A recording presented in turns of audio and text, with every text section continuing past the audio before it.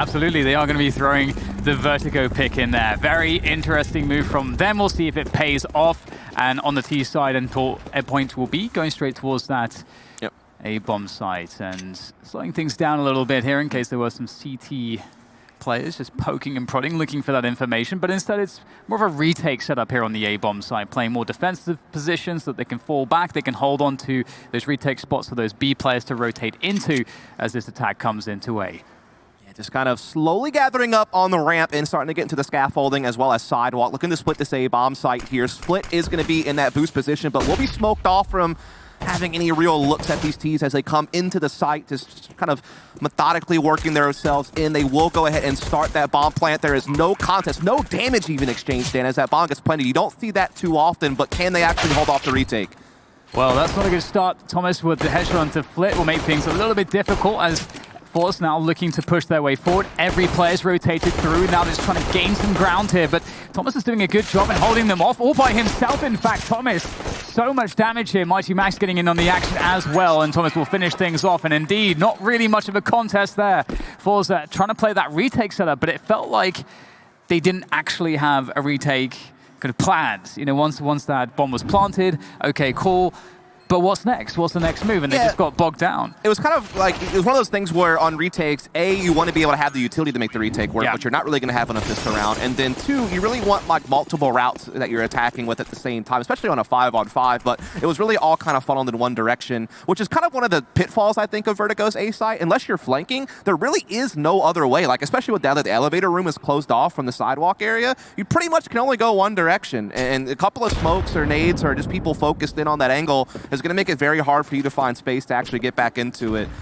And as we are going to see Endpoint looking to knock on the door of the A-bomb site once more, making sure that they, cover every angle, leave no stone unturned as they molly out those sandbags, but smokes and such is being lined up, and it seems they'll be in here in a moment. You can see that there's definitely a lot of attention to detail here for Endpoint, going with just a methodical take of the A side of the map at the moment. Some great usage of utility around the side, walking on the bomb side itself. You can see that they are systematically gaining more and more ground, and with that comes frags as well.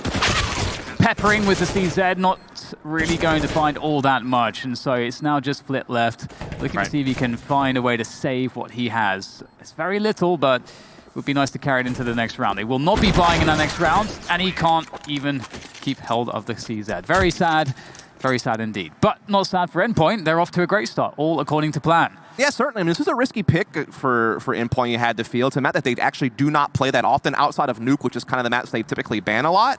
Vertigo is their least played map, and so to bring it out was certainly something that probably wasn't a personal comfort. It was them trying to take a gamble because forZe only recently started playing this map, Dan. They only started playing Vertigo back in about December.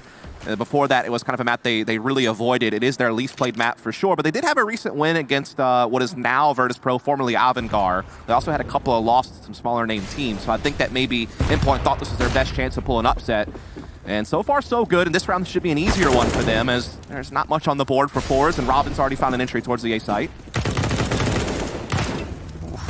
Thomas, a little bit over-eager there, will ring the bell of his teammate, but again, finding just great success here. No damage really done to the economy of Endpoint. They're swimming in money at this point. And forZe, I do anticipate them being stylistically a team that's going to do well on the T side. But the CT side is another story, of course. And as you mentioned so far, Endpoint look like they have some plans here. They've clearly done a bunch of preparation for this map specifically. They've got the nade setups. And so far, the pacing's been working out for them. But we're about to move into the gun rounds, and that is certainly a different story. So we'll see what Endpoint will throw at forZe this time. Yeah, this is one of those maps where I feel like set pieces is kind of like the bread and butter. It's hard to play like a true default on this map, and mid-control is not really the same as traditional in other maps like, say, a Mirage or even like B-Control and Inferno. It's not like a map control-centric map. You kind of just use mid for flanks more often than not. It's really more about what type of utility you have as far as smokes, flashes, Molotovs to kind of eliminate certain angles and just really plow into a bomb site kind of in either the early round right off the bat to try to catch a spawn timing, or in the mid to late round whenever you feel like it's time to go. This time we do see Endpoint a bit spread out. Surreal, poking and prodding over here towards the B side of the map, but the rest of the focus is again on that A smoke. But Z-Power has the out, looking to be aggressive. Unfortunately for him, though, a lot of damage has been dished, and Mighty Max even finds to pick on to Jerry, and Facecrack can't escape either, so it's looking very dangerous now. Very difficult position. Power going to try to survive here. Taking control of sidewalks is really the only way he can survive. Is if he gains control of this position. He does hit the shot now. There is a chance for Power to do more damage from sidewalk, and he does need his teammates to rotate in rather quickly. He's not going to have any assistance here. The trade comes through. He's done what he could. Is it enough? Flit is going to be rotating through. It looks like he may have a timing here. The bomb is being planted. However, that Molotov will deny that positioning. There's another one where that came from, so it is very labored here for forZe on this retake attempt. Endpoint has successfully used that utility to back away into very defensible post-plant positions, and forZe at this point have realized that perhaps the chance is gone. Indeed, they will just be saving these two M4s as well as some armor and a flash. They won't really have much to buy around it, but at least it gives them a chance to make a couple of different plays in the next round. It's actually crazy how close that retake might have worked out. There was an HE grenade that was thrown towards the bomb plant, and Thomas is sitting on 12 HP. That nade just barely missed, and if they would have gotten that kill, that would have opened up a 2v2, and maybe they would have had a chance, but without kits, they just didn't really have the time to work it all out. And so another victory does go the way of Endpoint. Again, just, you know, plowing the save bomb site seems to be a favorite target of theirs thus far. Just getting the most out of their utility. And this time, you know, it was forZe trying to take the fight to them, right? Trying to be aggressive, trying to take more advanced angles, but just got caught with some utility, took too much early damage, wasn't able to really backpedal. And so Endpoint jumps up to 4-0. Yeah, it's just quite a scary... And he hates Blast, apparently. It's quite a scary prospect, because if you consider the fact that Endpoint, they're hitting the A-bomb side with most of their players, they're trying to spread a few out to create that, you know, pressure around the rest of the map to force rotations. forZe had 3 players ready to receive that push. They were set up to defend that, and they got crushed on the defense. So that's not a good sign. Everything Endpoint's doing so far is working way too well. I'm a little bit worried for forZe. That's a great trade if you're Endpoint as well. They'll be very happy with that one. Flit's going aggressive as well. He understands that the rotation's afoot. forZe is definitely one of those teams that likes to be very aggressive and very scrappy. They're a very chaotic team. You notice a lot on their T side, but certainly on their CT side, you're going to see aggressive plays like that as well. Unfortunately, last round it didn't really work out, but this round they actually do have a man advantage when it's all said and done. Again, A is going to be the intended target for Endpoint, as Crucial working his way up the slope here with the AWP, looking towards the boost box and over towards the heaven spot, but no one from forZe is really showing themselves just yet. A shot does break out, and Crucial is just so ready for it. Then it's going to even it back up. Very difficult position now for both teams. Crucial, though, opening up things once again with that AWP. However, that's the bomb now down on the ground, and that's not all that fun for Endpoint. Thomas is going to have to make some moves here because they need to create some space so they can get that bomb safely and get it planted, and time is certainly against them. forZe falling back, actually resetting the situation. Where's the trade, though? Thomas able to get a free one, maybe, but no. Flit around the corner, looking for the next one, and time is still a huge problem here. The bomb has to go down, faking things out, and Flit, he's going to nail this one. And forZe with the first round, but that looked very close, and honestly, Endpoint, I feel like they had most of the advantages there. Yeah, they really did. Crucial was doing such great work with that AWP, finding those entries, getting them that space, but just not enough. Flit with the quad kill in the round. Actually, this is the only 4 kills he's gotten in the game thus far, as we're 5 rounds deep now, but it comes at a big moment because it gets forced their first round, and it probably puts a stop to the rot, so to speak, of what they've been suffering throughout the early stage of this game. They need to fear that reset, though. They need to be able to string some together. There's still plenty in the bank here for Endpoint to get a full buy in this round. Plenty of utility. See a counter boost going into middle here with Z-Power's AWP, just watching that mid area. But Endpoint hasn't really been challenging that. Again, they've really just been focused on kind of gathering and doing set pieces, which again is kind of the meta of this map, I guess.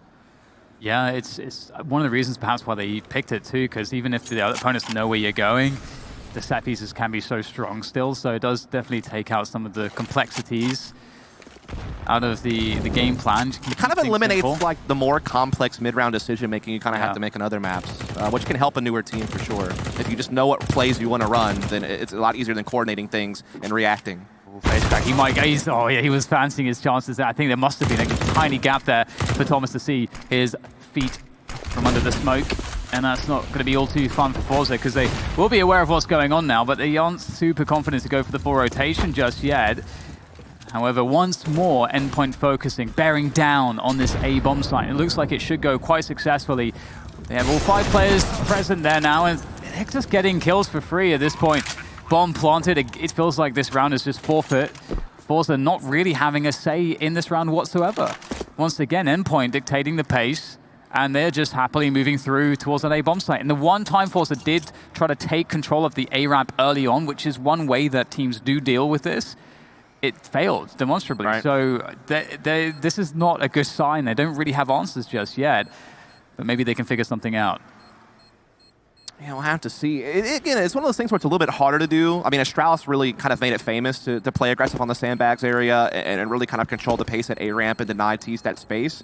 And it really helped them be a very successful Vertigo team. But since the most recent update, I guess you could say, which has been out for a while now, to be fair, they kind of changed the way the sandbags work, where there's not that gap anymore. And so it's a little bit harder to hold advanced positions. But what you can do sometimes is, just kind of buddy up. So maybe you have someone kind of press sidewalk towards the scaffolding. You have someone A-ramp, and you can kind of, work together to try to create some crossfires or trades, or at least create pressure and then back off and get information. But as you noted, the one time they did go for that, it didn't work out. Doesn't mean you should give up on it, though, right? I mean, that's just kind of one round. If that's a part of their game plan, then they should still go to it. The problem really lies in the fact that, again, it's a map that forZe has only recently started to allow through and start playing. It's their least played map. I know that, they were talking yesterday in interviews about how they were having like some psychological problems, like, that the comms were really bad. They were tilting a bit, getting a little bit angry. Just it's not really playing smooth CS, and they're off to a cold start here. Two of their players still have yet to find a kill in this game, and so they really need to get going. Yeah, the CT side is certainly difficult. Looking for that aggressive mid-hold. forZe with the focus there, locking that down, and they are putting a lot of emphasis towards A once more. They're really feeling that pressure there. Now, this is the fine line you walk on the CT side. Got to be careful not to over-invest players into one bomb site, and that's kind of what Endpoint are after. They want to condition you to really fear their attacks moving into one side of the map, and then that gives them the option to hit you with a fast timing elsewhere, which can just auto-win a round. So, got to be careful with this one. So power is definitely important in this position for picks, and this is it's like reminiscent of Banana on Inferno here, this exchange. The power doesn't want to give it up. Oh, he whiffs the shot, has to run through the flames. Yeah, that's the risk of taking that advanced position, Dan, is you have to run back through that fire. You have to commit to that play. Unfortunately, gets nothing for it. FaceCrack also now forced to fall back. Surreal still holding positioning over here at B. And as you were talking about, because you've been so successful at A, it gives you the luxury of building a cadence and masking things and forcing forwards to respect that A pressure too much. And it can maybe cause you to now have free access to this B bomb site, as we do see Surreal taking that angle, spots one towards Gen 2, able to do some real damage there to Jerry. So two very softened targets right now. But Jerry does draw first blood, and so this attack is being slowed down just a bit. Yeah, it's actually looking a little bit difficult. They do manage to get the bomb down, but post-bomb positions, that's another story in of itself. You don't have a lot of positioning right now, all stuck around the bomb site itself, which does give the CTs behind the cover of smoke an avenue of attack here as the power takes down Mighty Max, leaving 3 now for the Endpoint side. Make that 2 to try to defend this bomb. It's not going well. Robin's trying to get one back. It's late, but he does pick up the frag, though. forZe need to make a move, looking to go forward. There's Thomas. Oh, he can't get both, but it's up to Robin to try to trade out. He cannot do it either. Very difficult defense there. forZe needed this retake to work out, and it will, but it was costly, losing 3 players in this round. Very tough indeed, but it's a team ace, and actually finally the first kills are starting to come in here for players like FaceCrack and Almazer, so that is certainly good to see. Just good, great little retake there on B. I think you have to give a lot of credit to Jerry getting that initial kill, getting that initial 5-on-4, and kind of forcing Endpoint to slow down a bit, kind of reconsider certain angles, and just not have that comfort zone, that calm headspace to just take care of business. And then, so again, another round finally for forZe. It's been a little bit of time, but they are starting to compete once more. As you noted, though, having to rebuy so much is going to be very costly if they can't string together another round here. Especially because it's like a win one, lose one the last 3 rounds in a row. So that lost one position actually quite that built up. And Surreal's been looking for that pick for a while. He's going to be rewarded with it this time, and that's going to be difficult to see how forZe have to adjust now, because on the T side of this map, you have your rotations be they're very quick between the 2 bomb sites, so you can really switch things up very, very quickly. And so giving up a frag early on the CT side, it becomes very difficult, because you can see now the A players don't want to hold as forward positions, because you need more manpower to hold towards the ramp and towards the sidewalk at the same time, so they fall back, and that gives Thomas there that access towards sidewalk. See, Power is actually guarding that. However, losing a player there towards the site now, it's going to be Mighty Max up the A ramp. He has to push forwards. They have to gain some ground here, and Mighty Max is doing exactly that for the team. Now they have 30 seconds to plant the bomb. It looks like they should be able to get it down. Indeed, those smokes are going to provide the necessary cover to ensure the plant. Mighty Max will to back off and watch this flank, which is going to be a key piece of the retake, and it has been taken off the board. Your move now, Endpoint. Have to react better than this. Good kills, though, from Robin. It's all on Z-Power now.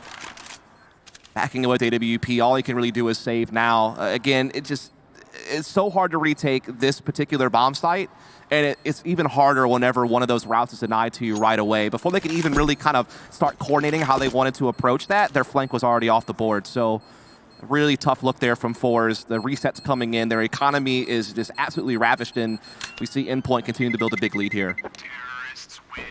And I think I'm seeing, you know, what we talked about previously kind of playing out here. This is a great pick for Endpoint because unlike a map like Inferno or any kind of default heavy map, as you were talking about, you know, this is such a different story. You can really run a game plan on this map, and it's not really all that interruptible. If you're a CT side, pushing is it's incredibly risky. Absolutely. You can just lose the round immediately if the T's are in the right position to exploit a bad push. So you're kind of stuck just reactively. You can't really easily challenge the position.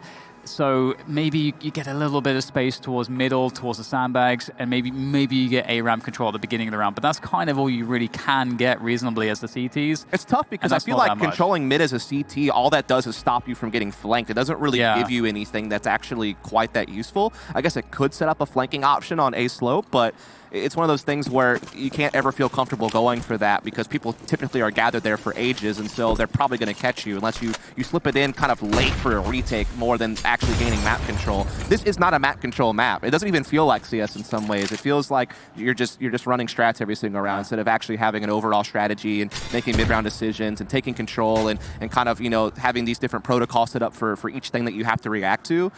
But that could maybe favor, again, a team like Endpoint that maybe doesn't have as much structure, can just kind of focus on the set pieces they have. And again, they're just attacking this A-slope, and Thomas with 2 big entries. There's power out there for way too long. And now everything's collapsing. That's such a problem. That was supposed to be the main strength behind the defense, and it's just been eliminated for no cost to Endpoint, really. They're just able to creep up on Z-Power. That shouldn't have been able to happen. Face crack. I don't know how he wins that battle with an MP9 at a distance, but he does. I don't know if there's a chance here for them still. They are outmanned, outgunned. There's a quick push through the smoke for a trade. Again, it still feels very disadvantageous here for forZe, but maybe they've done enough here to try to create a chance. Flit trying to find one extra kill out of this, but he won't win the duel, and it's up to the flank of Almeza, which is much less powerful. Now there's no distraction on the site, and you can see they're looking for him as well. And now his position's being given away, so RIP Almeza. No advantages to play with. It's all pretty rough from here on out. I think you can kind of feel the frustration in the room now for forZe. Like going for that push through the smoke with the MP9 and try to stop a bomb plant. That's the play that you would make when there's maybe 15 seconds left on the clock and you're trying to stop a plant and then cause chaos to make it to where it's going to be hard for them to recollect that bomb and then go for the plant. But when you're doing it when there's, 50 seconds, 45 seconds left on the clock, it's very risky. And you almost feel like it's just frustration from their side where they've been stuck behind these smokes every single round. They've had to allow so many bomb plants and they've had to keep playing for retakes that they can't quite work out. And so they tried to do something different and this doesn't work. And I think another big problem you're seeing right now with forZe is, where's Z-Power? He was completely off the board yesterday. North and MSL did a great job preventing him from being the normal player that he is. They denied him the angles he's used to having. They denied him the space he's used to getting to be able to flex his AWP. And really you're seeing Endpoint kind of do the same thing here. Like Z-Power has had very limited impact. And even the rounds he's gotten kills, they haven't been able to convert off the back of it. I mean, it's looking pretty grim insofar as that they seem also just so cold in terms of hitting shots. So even if they are in a bad spot, it doesn't seem like the confidence is there for forZe to kind of recover it by clutching it out or having some overperformance from an individual. No one's really stepping up in that way, and indeed it just seems like they are very uncomfortable on their CT side. Yep. It's just the one quad kill from Flit is like basically the only highlight moment for forZe you can think of in the 9 rounds played. Everything else has just been all Endpoint. And Thomas, the guy that you want to see playing well for this Endpoint team, kind of like the marquee up-and-coming rifler, is doing great work. And we get another take of the B bomb site, a more rare site, but we'll see it here. And there's not too much that forZe can do out of position. And post plants look to be set up. However, that jump across capitalized upon by Jerry. He found a moment to go in and find an angle, and now they try to collapse on top of the chaos to see what they can do here. And it's a 2v2 all of a sudden, just like that. There is a chance out of nothing. forZe create an opportunity. Now it's just up to Robin to try to defend this. HE towards the bomb there. Won't do too much. They're going to try to close down the position. Onto Robin, try to get this kill, and they will. They guaranteed the trade if necessary. Well played, good coordination from forZe. They will somehow make this retake work, but it's just a success, but it still doesn't speak to the overall problems they're having on this half. It's a very labored retake, to be fair. Almost didn't even have time to get to defuse, if we're honest about it. And it was one of those things where they didn't really have the utility, but they did still have all 5 players standing. And they made the conscious choice not to wait those smokes out, to just go ahead and push, but do it together so they could be this overwhelming force. And I think it helped that Jerry was able to jump over the smoke and grab that initial kill that kind of kick-started everything. And that's one of the strengths of forZe, is that they are a very aggressive team and they have no fear. They will just gather up together and just plow into something and look to trade, which obviously kind of suits more to the T side. But on a retake like that, it means the world to be able to have that type of mentality and be able to enact it together and be on the same page. And so another round finally to forZe. Z-Power looking to again aggressive. Had very limited success here, Dan, if we're honest. And that's happened to him multiple times where he's tried to go for a look, Endpoint's disciplined enough not to give it to him, and he has to suffer half his health gone just for the look. Yeah, and it's very difficult. You know, forZe are receiving a lot of pressure here. They have to respect it. A man on sidewalk, 2 around A ramp. It's very... It requires a lot of manpower to defend these positions. All that Molotov actually will create a... Oh, that's a huge problem for Mighty Max. The tagging is heard, and FaceCrack knows that Mighty Max is stuck, and he can easily finish off that frag. So well set up by the Incendiary. Once again, Surreal lurking towards the B steps as he has been all half, and he might just be successful again. He will be. And now that creates an opening for Endpoint. They were looking for an opening. Surreal delivers it, and even though they have a man disadvantage, there will be a plant, very open plant by the first generator there, and once again, forZe on the retake. Such great work from Surreal to unlock this B bombs, have to push the one defender back and allow them in, but now they do have to hold off this retake. A man down, forZe approaching multiple angles, 1 window boosting, 1 on the flank, 1 from CT spawn. Flit and Jerry combined for 1, FaceCrack for another. It's all on Thomas, but Almiser on that flank. Great coordination again from forZe. Another successful B retake. That's 2 in a row that they've had on this side. So we're starting to see forZe really kick in. We're starting to see some players finally start putting some frags on the board. Again, it wasn't that long ago that some of these guys had no kills. Now they're all at least 5. So you're starting to see them kind of wake up, I think, is really the best way to put it. Yeah, I mean, especially in some of these retake scenarios on the B-bomb side where it's a little bit more open and we're seeing that coordination come in. It seems like at that point we're seeing forZe more comfortable than these situations where they don't seem to understand that some of the dynamics about how to defend certain positions earlier in the round, but we have a fast push. I'll hold that fort. Z-Power won't hit the first shot, but FaceCrack certainly will. He's got himself a quad kill. He is decimating the entire opposition as they run up the ramp to their demise. It's just Mighty Max left now. FaceCrack, he's got a little bit of a highlight here for himself with the ace, which he'll complete. Very nice and very needed. That's got to feel good. He's not had all that much of a game so far, right? Which I guess is fair to say for most of the forZe players. But they've got 5 rounds on the board suddenly, and I don't understand where they came from. Yeah, I mean, this round in particular started out not much different from many of the other rounds we've seen, but the big difference was lack of resources. You know, there was really nothing there for Endpoint to make sure they could safely clear out sandbags or push Z-Power off the A slope, who's been, you know, taking aggressive angles there with the AWP quite often. And what it's allowed is, you know, I'm sure forZe was probably pretty aware of their economy, and so it allowed them to feel pretty comfortable playing aggressive, knowing they wouldn't really take any utility damage, and that they could hold the sandbags angle as well without fear of being flushed out. And so just kind of keeping their same game plan, but not having as much they had to deal with and worry about, so that could make things much easier. And another round goes their way. They've actually now won the last 3 rounds in a row. They've won the last 4 out of 6. So they're starting to find some stability. Their economy's starting to get in good order as well. It's now Endpoint who's dealing with, you know, pricing issues. So this is great work. Whoa! Oh my goodness. Okay, Robin, he's having some fun with that AK. And that's going to create a decisive advantage for Endpoint. How will forZe come back now? It feels like they're starting to get fired up here with some of these rounds. They've got 5 on the board somehow, inexplicably so, with a lot of those retakes on B, I think specifically going their way. Now, as we will see a recovery attempt as Endpoint set their sights on the B-bomb site, just walking up here, and this is, so much to do with Surreal and what he's seen in these past rounds. And forZe, they've completely given up the B-bomb side here, so this will be quite difficult. Indeed, Flit smoked off, so there's no chance for a cheeky pick. And there's so many players left for Endpoint. This honestly seems impossible at this point for forZe. They're going to have to go for the save, and we'll see if they can recover in the following round. But those two opening frags from Robin were really special. Yeah, I can't wait to see the replay of that. It's one of those rounds where you just win immediately. And Thomas is not going to allow those guns to be saved, and he's going to find 2 of them in middle. So now the only gun that might be able to carry over is FaZeCrack's AK, but even he is not going to be able to do so. And I think what they're looking at there is they had enough money to buy the next round, but they know that they can force some rebuying out of their opponent, that would be a good economic pressure they could put against them. But this doesn't happen, and yeah, this is just crazy work. Oh my goodness. it's not even fair, really. Yeah, that's just I don't even know what to say double about doors that. on Dust too. Like, you can't account for that type of thing, but it can win you around, and that's exactly what happened there for Robin. That is kind of mad. Absolutely mad. Good timing. Yeah.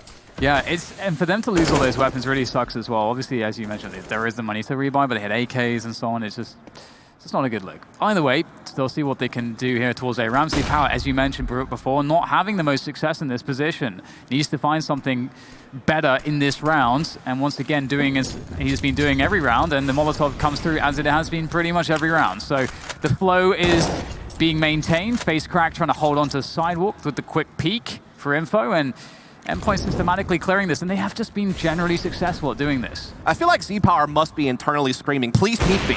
But he's been able to reposition towards sidewalk anyhow, and finally does get the peek he wanted, as Crucial will be able to deliver him a nice frag.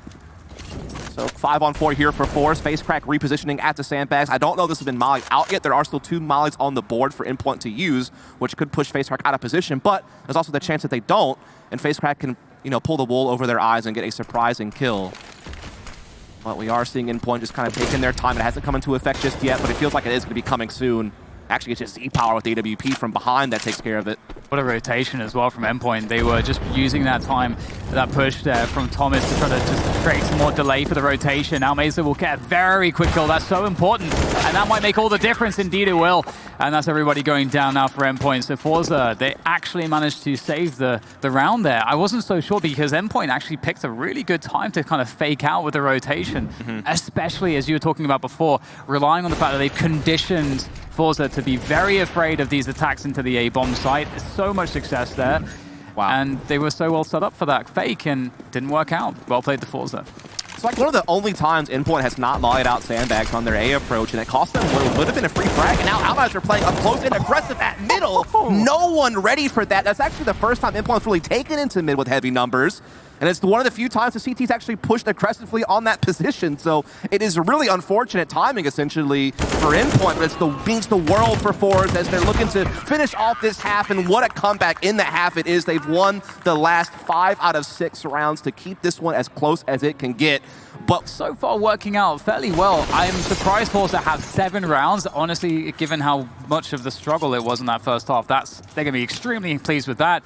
And now the story's switched because now forZe are on the T side. I think this is going to suit them a lot more, but maybe not the A-bomb side. Maybe Crucial is looking a bit too strong here at the moment. That's a nice opening headshot, and Mighty Max is there as well to help him out. Yeah, those long-range USPs getting to stare down A-slip with no utility in their face. It is definitely one of the few times you can really use this to your advantage as a CT. Certainly is going to help out Crucial in that moment. Z-Power, one of the leading fraggers of forZe, already off the board very early on. And it's a double CT setup here at Sandbags. It's going to be a nice little bait and switch play. They might not expect another one to be there. That could come into effect later, but as I say that, forZe are just kind of fading back. They're taking things very slow. They were able to get a kill back, so even things back up. You can see they're really worried about that flank because they gave up all that middle control. They gave up a lot of space. So the flank, if you don't have any mid control, you're always thinking flanks. The flank is possible. So you can see Flitz looking to clear that ladder room with the help of FaZeCrack. They want to make sure if the CT was positioned there, just waiting, that they would be able to clear that out. That's very smart, actually, from forZe, showing some good cognizance of the possibilities for aggression from the CT side. But time is running out now. They've got to start making a move to his sites. They do indeed need to make a decision, Dan. There is no doubt about that. Time is ticking. That is the one thing that you can't stop. As we are going to see Robin spotting that jump over there, so they know what's going on. Surreal playing here from Jin 2 with the USP, trying to pick someone off, but Almeister is the one that's going to crack face first and get that bomb planted for his team. And everyone from forZe now trying to pitch in. The frags are coming out faster than you can keep up with almost. Thomas now left alone, trying to backpedal, but Flit will have none of it. In fact, he was so excited he took out a teammate on his way. Yeah, really well played by Almeister, I have to say, as well. You know, that P250, there he is. He got 3 kills, very critical kills as well. And that was a really fun rotation from forZe. I think that kind of speaks to their communication. They actually had plenty of time, even though they ran the clock down quite a lot. They had a good pacing to it. They were in position in the right moments. There wasn't really a worry. They weren't going to make that plant. So well played to forZe there, showing definitely a very different level of coordination than in comparison to their CT side. And easy cleanup with those MAC-10s of the saving Endpoint players, not investing anything here on this CT side in this round. So This is going as you would expect so far. Yep, just print those dollar bills with those MAC-10s, trying to get as much money as you can out of them. It certainly helps. There was really no force buy here from Endpoint. No, looking to go for heavy armor or anything like that. Looking for this full buy in this round, which will be a lot of M4s coming out. Obviously not enough money for an AWP or anything like that. So we do have actually a FAMAS come out for Money Max so we can get some utility. And obviously MAC-10s will stay there for forZe. They like to play those faster placed coast range battles anyway, so the MAC-10s can still get value, especially because there's at least one player without head armor on the CT side. So maybe that will wind up having an impact. Okay, so let's see forZe pressuring those B steps. FaceCrack's going to make his way up quite quickly, actually. A smoke from the CTs that's actually quite shallow. Might be actually problematic now to stop the Ts from making their way to the site. Surreal with a nice frag. The boost comes through.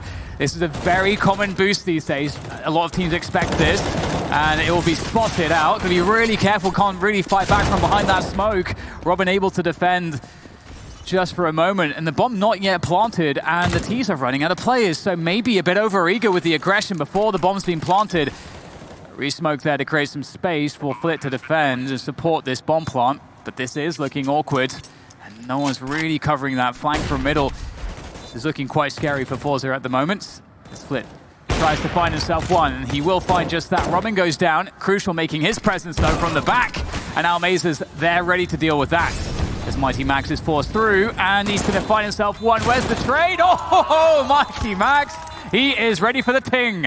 And that's going to be a round for Endpoint, very important one at that.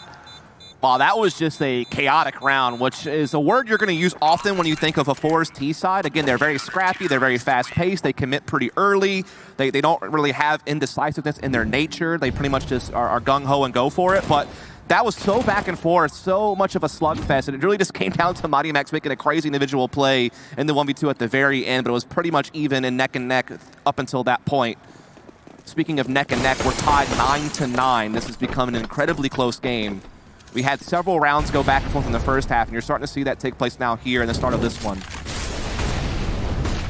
It's going to be interesting to see exactly what the T side looks like for forZe in terms of their defaulting, what do they like to go towards the most? Endpoint had that style of play, as we saw, where they really want to abuse one portion of the map to really create a level of fear and conditioning towards that they could later abuse.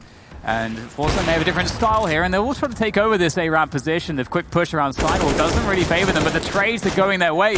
This pressure from FaceCrack, he does make the other entry as well, and now all of a sudden, all hands on deck towards that A-bomb site. Massive levels of threat there, and forZe, they're not committed anywhere. They have the run of the entire map. It's one of those things where the spacing of that forward positioning on A just did not lend itself to trading out FaceCrack. They basically gave him 2-1v1. He wins them both, and that wins them to the round essentially, as it was just being stretched too thin at that point for Endpoint. And so forZe will take a lead.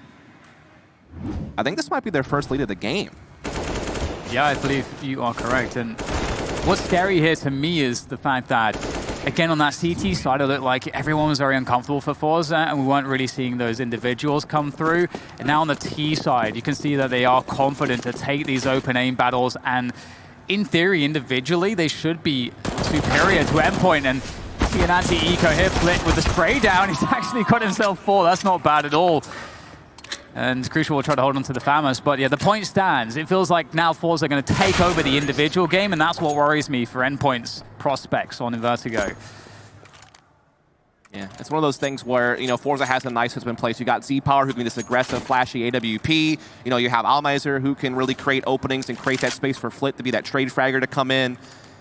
Jerry, really does run a tight ship there. Again, when you watch him, it does seem chaotic and just super fast-paced and almost reliant on aggressive plays, but you also have to respect the fact that they at least go for it and at least, are coordinated with that. Even if it looks kind of sloppy on the surface, at least it's together as a unit. And that can certainly, I think, play to the map of Vertigo.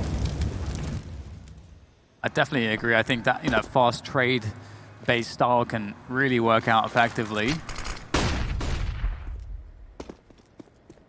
forZe slows things down here, and after an initial show of presence towards the A ramp, and oh my god, FaceCrack living up to his name there. They had no idea what was going on, and FaceCrack is going to lead the charge into the A bomb site, which has absolutely nobody there to defend it at this point. It's completely locked off by utility now as well. You're not retaking this, I promise you. It's so hard to retake A on this map unless you have a flanking option, which they do not have because you have Jerry cutting that off right away. He was in position to stop any thought of flank, and so no gun saved except for maybe Robin for more. And no, not even that. It's extra money for Flit. He's out there knifing it out, and that's a 12-9 lead now for forZe, and there's really not that much money in play for Endpoint. They're starting to really run through, and it's just a timing thing. They just didn't expect him to be there that fast, I suppose, and he gets 2 free kills, and similar to what Robin did a few rounds ago at the wall banks, it's one of those things where a couple of kills early in the round can just be an auto win. There's really no chance to recover sometimes, and that's exactly what happened. And that's also one of those sort of cutting the corners moments where you don't have that third player that can be dedicated on the side alley, and so yeah, not a good look, but we will see a beginning that looks a bit more promising in this round, despite the fact that Endpoint are on a pistol save. We do get that opening headshot onto Jerry. So a 5v4 here for Endpoint, but FaceCrack doing what he did in the previous round, which is work that side alley position, gain some control, and Almeza meanwhile opening up towards the B steps, as surreal was so like to do on that first half as well. Flit working on mid, so forZe have that presence basically everywhere,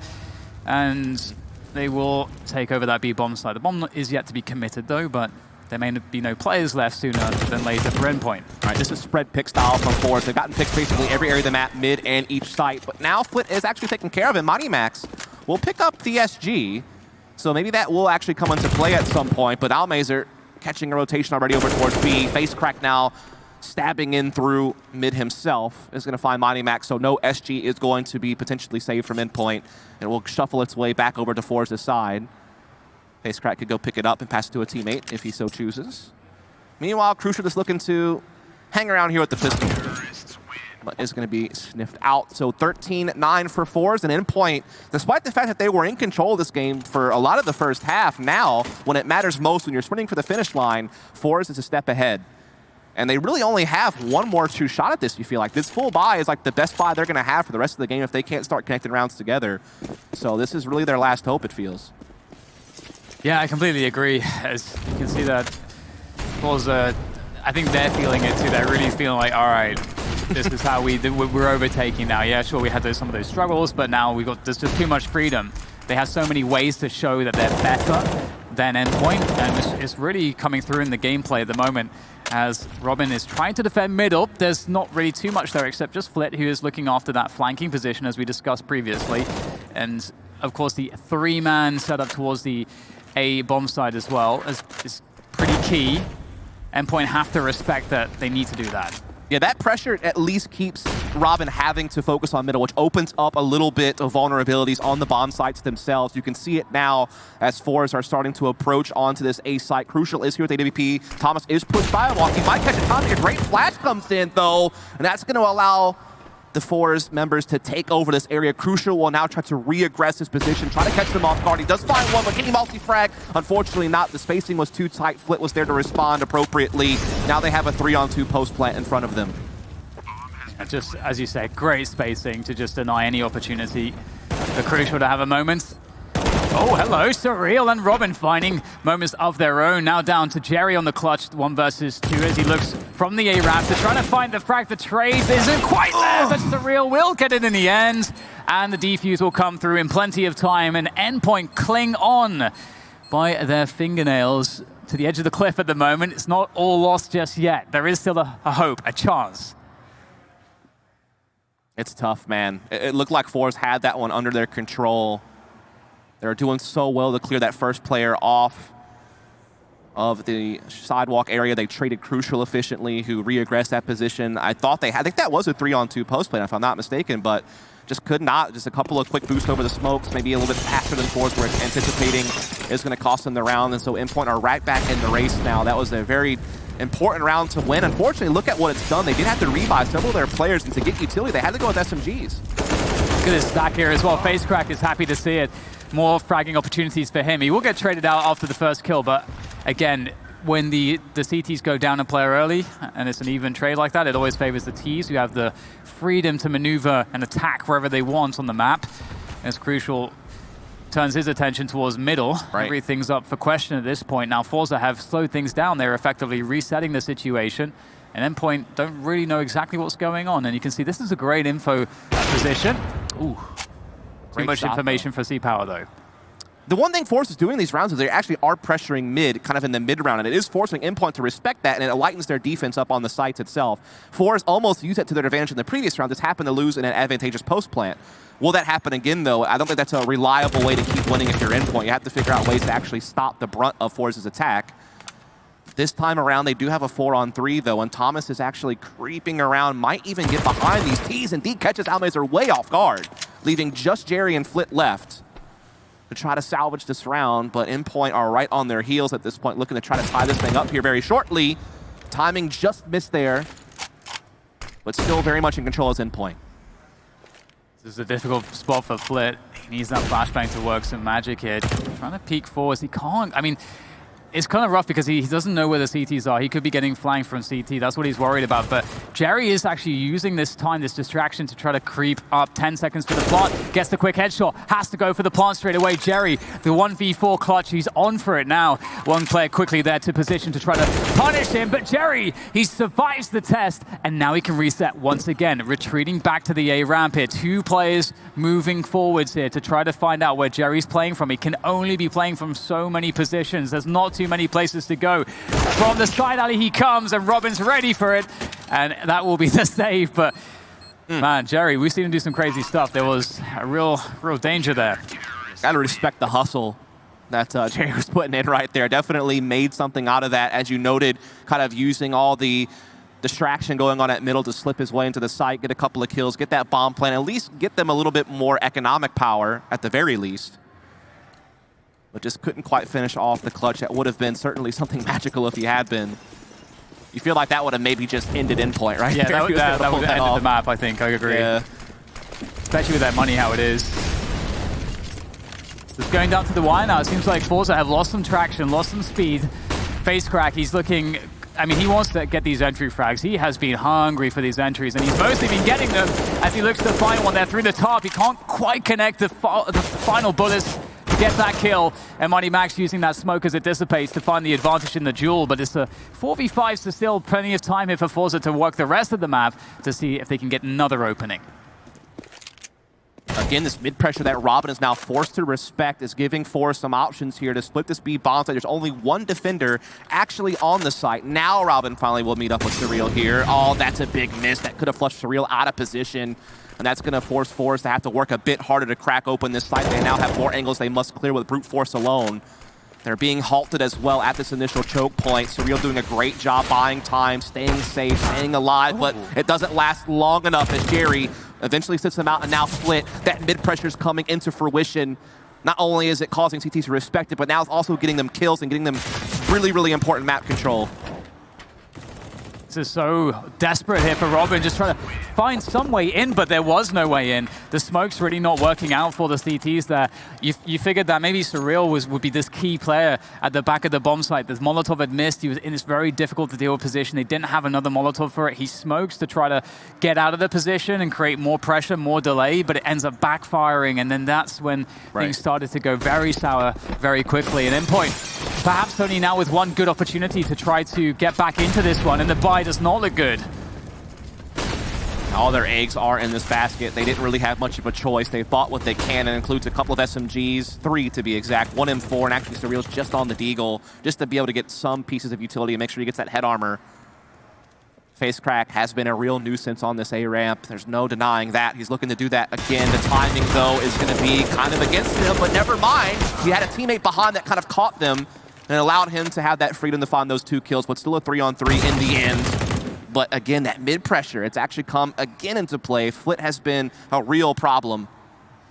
Interestingly, though, Endpoint actually don't have bad positioning for the remaining players in terms of, it seems like forZe have an argument to go towards the B-bomb side here, but it's Crucial. Oh, he's actually going to find it. Oh my god, what a timing there through the smoke, and then back again. Oh my goodness, Crucial. Oh no, he's so unfortunate to actually find himself in front of Jerry there. That could have been the masterstroke, but unfortunately it's down to Surreal to keep their chances alive, at least in this round. And with that Deagle in hand, can never put it past him. The MP9 will be collected. Molotov will slow him down, and there's no chance for Surreal. 15-11. It is game point here for forZe. They've worked pretty damn hard in this second half, and it could all be over here for Endpoint on Vertigo. They need this pick, I think, to have a chance to take this series, and it's going to be very difficult. Still at least something to work with for Endpoint. It's not ideal, but at least they do have some firepower and some utility. They need to win the next 4 in a row to force OT. They have not won many rounds here in this half. It has been the forZe show for the most part. Z-Power looking to see if he can find someone peeking above this smoke with his AWP. So far, no one's shown themselves. And actually, utility damage has been great for Endpoint. They have made very efficient use of what limited utility they've had. Some softened targets out there now. Staying out there at the moment, looking to see if there's another information play to come through after a slight reset. Just cutting the noise, making Endpoint guess what is actually happening. And there it is, the first noise made, clearing the sandbags with the utility, and just slowly but surely moving their way up the A ramp. An imperious presence here in Almeza with that Krieg, with that scope, looking for those heads here to crack open this bomb site. Smoke down defensively by the CTs. This will buy some more time for rotation. Man. Doing a great job stalling out forZe here on the slope, but they can't stop the pick. Z-Power finding that entry onto Mighty Max as they start sweeping their way in. Thomas boosted with the up, but again, the Molotov, the utility, the pressure, the forward momentum. It's too much to handle for Endpoint as those entries come in, but Crucial, he's looking to respond. He gets it back into a winnable 2-on-2. There is still hope for Endpoint yet to stay alive on this map, and Thomas adds to it with that one. It's all on Flit now, and it's such a tight race, but Crucial comes out on top into the 1v1, and also will finish the job. Endpoint, they're going to hang around a bit longer, Dan. They're not done yet. What a round from him. They were so weak, though. I mean, maybe they're, maybe forZe of the players should have died sooner than that. I don't know how fortunate they got, but there were so many players who were just around like 15 health or less. That's kind of crazy.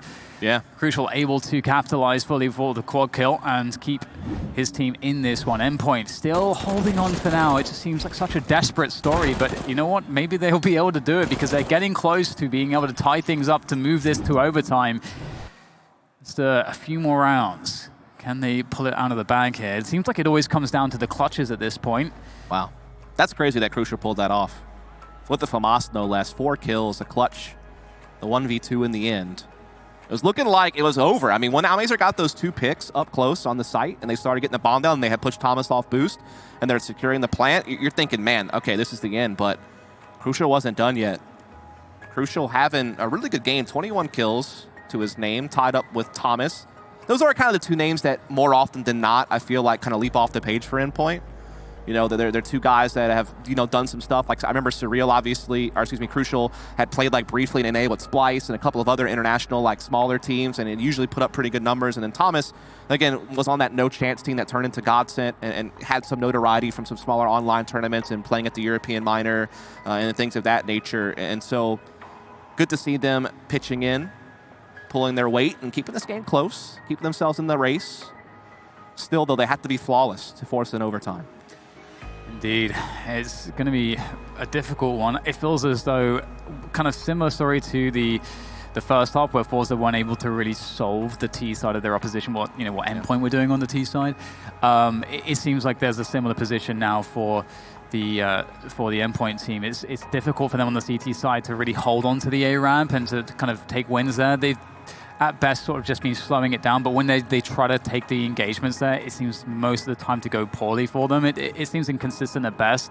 So it feels like they're somewhat at the mercy as to what forZe are doing, and then they just have to play reactively against whatever that might be. But every time they try to take the initiative, it's not been going so well. So it's such a rough spot. And then when these rounds have been coming to them with the FAMAS and the UMP headshots and stuff like that, there's a lot that needs to go their way with very little advantage to find. And if you're thinking about Endpoint situation right now, it feels like they have to win this map. I think you mentioned that kind of already. Yeah. But if you really think about it, first off, they looked really, really rough on Inferno yesterday against Furia. And, forZe is a similarly aggressive team that you're going to have to deal with the whole banana control aspect, and they really seem to fall short of knowing how, to use protocols to handle those types of scenarios. Not only that, but forZe is a pretty powerful Inferno team. They have a great land record on the map. They've beaten some big-name teams like EG and Heroic and what is now VP, formerly Avangar. Usually when they lose the map, it's to like elite-level teams like in the top 10 or top 15, and even give them close games. And with Endpoint, Inferno's not really something, you tie to them as a real big strength. So, yeah, I think that they need to figure this one out. And there's still a chance. I mean, they're in striking distance, but they have to be perfect. Indeed. Here we go back into the action, and it's a respectable buy for Endpoint, all things considered. And crucial. I love that he's taking the AWP here, looking to walk through. You might not expect to see it here. That's why it works, but no! Flit's holding that right eye peek with the Krieg. He picks up the frag. He's looking for more, and that's absolutely what he's going to get. More for Flit as he charges his way through middle. He is feeling it. Looking now to take his attack towards that CT spawn area. He can go to the A-bomb side as well. He himself, let alone anybody else, is causing so many problems, and his entire team is trying to push forwards everywhere, and it is somehow not working out for them. Trades all over the place until there were two left standing. Surreal versus Jerry, and Surreal's going to win it. That was so fast-moving dust. I don't even know how to call that, to be honest. We've seen a lot of rounds like that, I feel like. And again, it's no shocker to see chaotic, fast-paced rounds when you see a forZe game. And it's just a trading was going back and forth. Flit looked like he had won the round. He got a quick 5-on-3 with that mid-presence. But then you have to give credit to Endpoint, just clamping down on B, figuring out ways to win fights, and just hanging around. Like, they kept giving themselves chances. Like, they kept making sure that forZe couldn't just snowball that. They could fight back. They could, slug with them. And now they actually have forZe on a bit of a save. It's just going to be upgraded pistols, and so a great chance to force this to do or die in the next round. It's either going to be OT or forZe winning with the closest margin possible. Wow. All right, it's really happening. Endpoint have given themselves such a fantastic opportunity here to get that overtime. Yep. And forZe, they're struggling to win some of these clutch situations, and Endpoint seem to be so far thriving in some of the chaos, and that's the one thing that's saving them in this series so far. They can take the confidence through of a lovely anti-eco round, a breather. It's kind of a respite from the intensity of the overall match, where that intensity of maybe getting swung by an AK, having to win that duel when you're against Glocks and so on. You get to catch your breath. Yeah, you can relax a little bit, and moving into the final round now, Endpoint can feel confident. forZe now are the ones that have to start to question themselves and think, okay, well, what did we do that worked out the best so far? And should we try to replicate that, or should we go with something else? I think that their use of mid-pressure has been very important, so I think that they should keep that up. And I think face crack has been so good for them on finding entry, particularly on this A slope. So I think that that's probably going to be the two key factors, is let Flit pressure mid, let face crack do his thing at the A site, and then the rest should be just supporting that. But as we say that, they're actually doing something completely different. They're going very heavy towards B pretty early. Haven't really seen them do that before, so maybe a B split's in the cards, and Flit will try to be that late player through window to try to add that extra route and entering into the site. But as I say that, forZe are just kind of content to hang around. But here it is, here's Flit, here's that mid-pressure we're talking about. Big kill, oh my goodness. In the blink of an eye, Robin splattered all over the place. Ooh, that is a big kill indeed, but you can see Flit, he just wants to go all the way, and he could have waited for Jerry to be in a position to maybe trade as he goes into that angle of engagement, but instead, Flit just wants to charge forwards, and much like the previous round, but this time, his team's not really in a position to capitalize on his position, so kind of leaving his team in an exposed spot now, and they're going to have to force the issue towards B. did seem ill-advised. I mean, if he just would have held that 5-on-4 and held mid-control, that could have caused so many problems for Endpoint, but instead he tries to go for more. It cost them, but they still have a chance at this round. They're coming into B, they're getting entries. They now have it back even, in fact, and this bomb can maybe make its way up. The problem is it's been actually left behind on the stairwell. They have to backtrack and give up space on the side to go back for it, but it may just come down to frags anyhow. But Thomas, he's the one winning the fight. He's now into a 1v1 against FaceCrack. The bomb being down actually plays to FaceCrack's benefit. He's able to escape with it and run it all the way to the A side of the map. Thomas, no idea where it's headed. He's on for the quad kill, on for the clutch to force an OT. He's starting to figure things out. He'll know now for sure where he needs to head. But again, he only has a couple of directions to choose from, and that means FaceCrack can just kind of back off and feel pretty confident he knows where it's coming from. This is messy. This is messy, but forZe, they have a chance here to make it a clean finish. One more headshot, that's all it takes, and it's all over for this map. There's the pressure on the bomb. Thomas, he's absolutely nailed it. What a beautiful prediction there towards side alley. He has outbrained it, and that is going to mean we are going to overtime. Well played to Endpoint. Well played to Thomas. He's done it. Very clutch, coming out with that 3K right at the end. And this is not a good look if you're forZe. They can't be confident moving into this overtime. It's got to be that momentum has to be with the Brits here. I think what we've seen is Endpoint has shown forZe you have to respect us. Like, you can't try to take these, you know, overly crazy plays and think that you're going to get away with it. Like, we have our bases covered. We can frag with you. And I think that if forZe just shows a bit of restraint, like if Flit were just to hold back a bit more after that initial entry and actually leverage the advantage more rather than just trying to, you know, spiral it out of control too fast, I think that, you know, forZe could really get back in control of this game. But also, something must be said for Endpoint's recovery there. Yeah. They did so well to win, what was that, like 4 or 5 rounds in a row to get into overtime. So they definitely are a resilient team at this point, which is something we didn't see yesterday against Furia, so it's nice to see now. Yeah, I mean, this is dangerous. You don't want to give the underdogs the confidence to come back, and creating some of the openings that they have, forZe, and the fact that Endpoint's capitalized on those, that's a problem, because it's a confidence game, and we're seeing a confident Endpoint right now. They're hitting some fantastic shots, some blinders here, and forZe, if they get into a spot where they start to lose their confidence, Endpoint, that magic starts to become a reality for them. As Almeza tries to open up this A-bomb site, he's just trying to get a pick. He just wants to get something for his team. They need some way in, and right now it looks like there is none. Yeah, it's looking pretty grim, isn't it? Utility has really been a big problem. Good pressure here from the CTs. They have the numbers as well. There's no doubt about that. And the kills continue to go their way with Thomas finding Almeza there. C-Power can't fight back, misses a key op shot. Jerry's still standing, but he's all alone. In a 1 versus 4, time is starting to dwindle. Chances are starting to look bleak. Doesn't really have any utility to work with. Has to just try to brute force his way through on pure aim alone. And it's just not going to happen, is it? Endpoint with a big round. I like their adjustment that you saw at middle. Flit has typically had free reign and only really had to focus on a couple of angles as he swung mid. It's usually, you know, towards elevators or towards CT spawn. They actually had Crucial tucked into the window, because the one other thing that forZe has never really done is pressure B stairs very much. So Crucial felt pretty safe just being able to play window, and basically ran a bait and switch setup with his teammate that was towards elevators, and it got them that really big frag onto Flit, because Flit has constantly gotten entries there, I feel like, or at least created a lot of pressure. So the fact that they were able to alleviate that right away, I felt made the world of difference to how confident they could feel the rest of the round. They could control the pace. So big adjustment from Endpoint. We're reading their opponent well, and they take advantage in this overtime. Yeah, it definitely looks that way. It looks like, you know, forZe are the less patient ones here, and could cost them quite heavily. Again, you know, we're saying that, you know, Endpoint, they've got to win this map if they want to have a chance of winning this series. It's really, it goes without question. MoneyMax looking to defend the A-ramp here as their presence is felt. forZe looking to work on this position. Some counter utility slowing things down somewhat for FaceCrack, who has been very abusive in that on the T side from this position.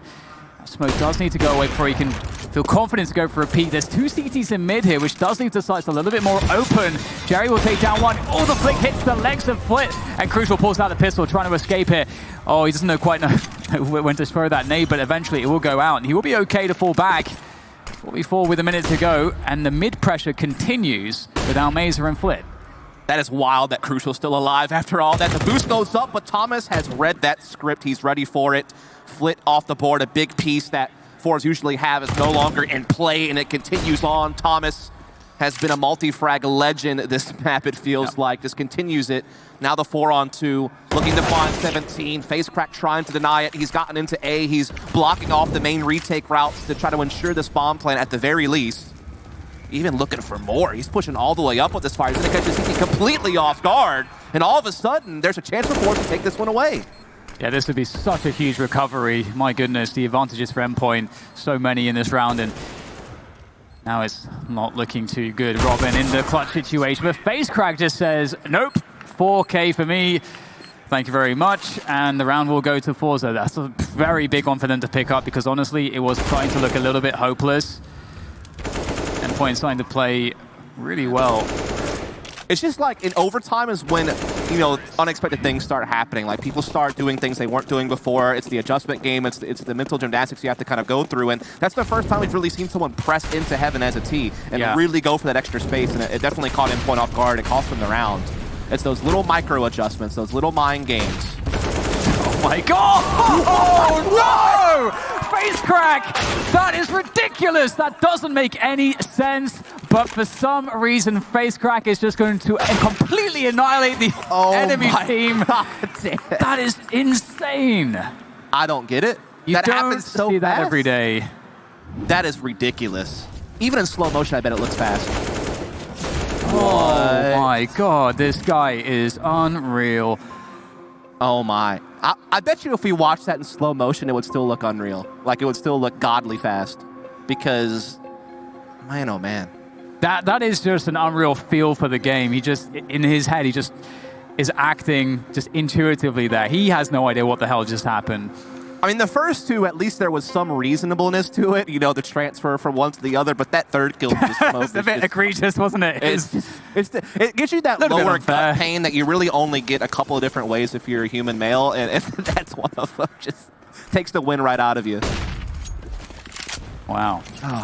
He has been like the entry fragging like a god there, but that was a new level entirely. That's gotta be play the tournament so far. It's pretty huge. That is just that's just an immediate shutdown. And well, onto the CT side they go. And hello, Reddit. They had a lot more trouble on this side of things. So we'll see if Endpoint have learned any new tricks and new ways to abuse them. But that's the thing. As you said, everything changes in overtime. Oh my god. God, Exipal is so unlucky not to connect a body shot with that AWP there. That's so unlucky. And that changes everything here now. Almeza and Flit is all that's left to defend this bomb site. Well, they're not even on the site in the first place, so this is a gimme for Endpoint.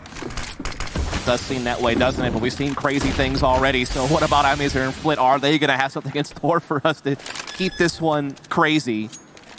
Doesn't seem like it.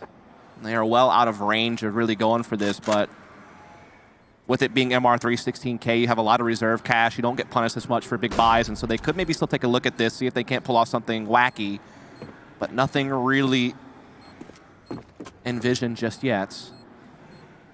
And yeah, it doesn't seem like they're really going for it. Can't blame them, really. Just remember, it is MR3 16K, so obviously 18-18 would mean another OT, or you must win with the magic number of 19. And again, plenty of money in play with it being the 16K variation. Oh, hello. Flish is going to go. He wants to get some kills there. Want some more frags.